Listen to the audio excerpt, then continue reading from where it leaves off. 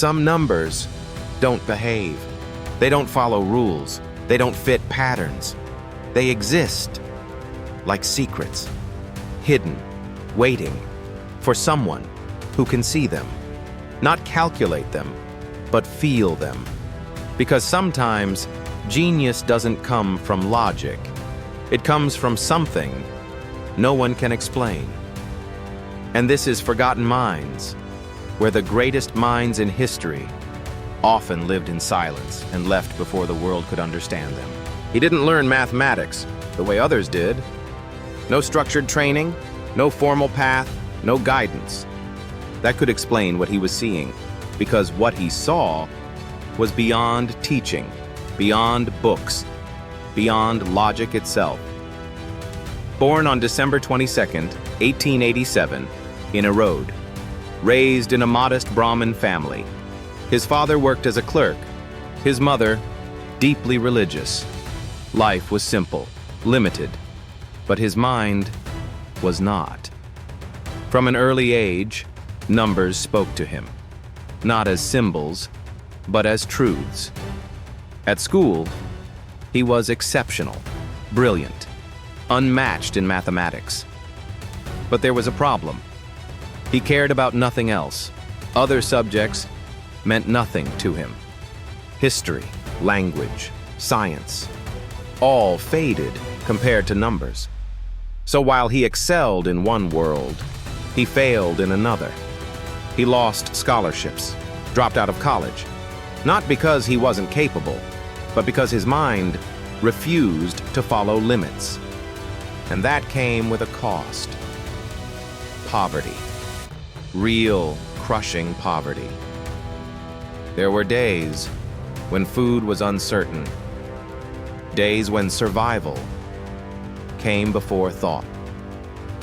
And yet, he kept writing, filling notebooks, page after page, with formulas, theorems, equations no one had ever seen. No proofs, no explanations, just results, as if they had appeared fully formed. He believed they came from somewhere beyond, from dreams, from a divine source, visions that revealed mathematical truths. It sounded impossible, unscientific, unacceptable, and so no one believed him. He tried to share his work, sent letters to mathematicians, ignored, dismissed, overlooked. Because how do you trust someone with no formal education, no credentials, and no proofs? Years passed. Struggle continued, until one letter reached the right hands. A mathematician at University of Cambridge.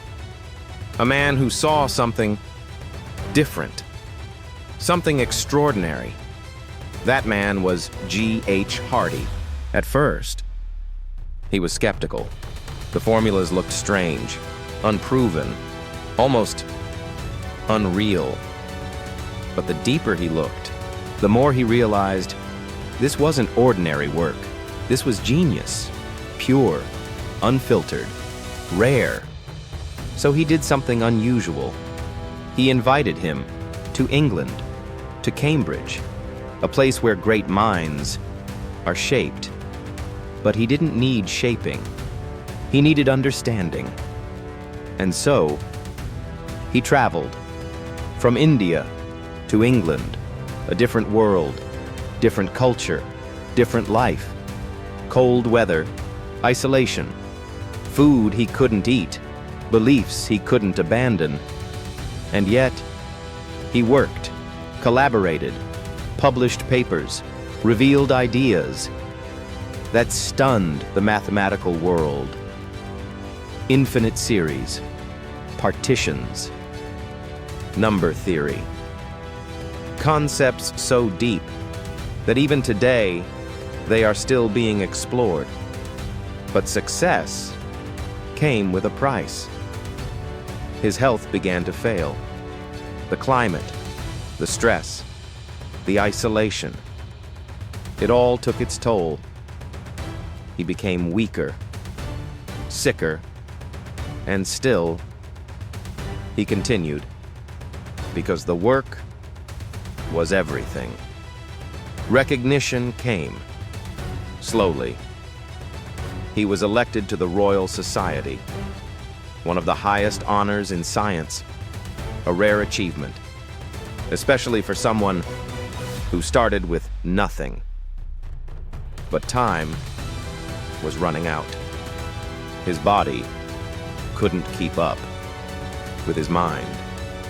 He returned to India, hoping to recover, hoping for peace. But it was too late. He died on April 26, 1920, in Kumbakonam, at just 32 years old. 32, an age when most lives are just beginning. But in those 32 years, he left behind thousands of results, ideas that continue to shape mathematics, even now, long after he is gone. And yet, during his life, he struggled, ignored, doubted, misunderstood, because sometimes genius doesn't look like discipline. It doesn't follow structure. It doesn't explain itself. It simply exists, waiting for someone to recognize it. His name was Srinivasa Ramanujan, a man who saw mathematics, not as numbers, but as visions. The genius who found infinity in dreams, and left the world before it could fully understand him. If stories like this make you wonder how many minds we fail to see, then this is your place. Subscribe to Forgotten Minds, like this video, because the next story might be hidden in something you've always overlooked.